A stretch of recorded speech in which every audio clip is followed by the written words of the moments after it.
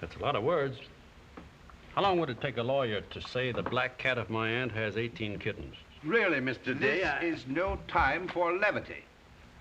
When does the levity begin around here? Are we to understand that you refuse to accept Mr. Higginson's generous offer without even, Considering the type of person we have to deal with, we thought it might come to that. You knew it would come to that. How much do you want?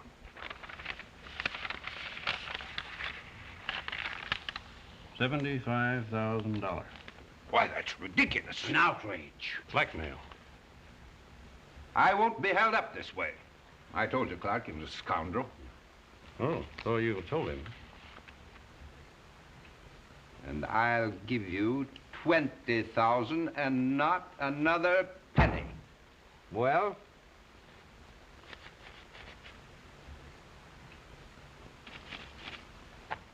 Magnificent, huh?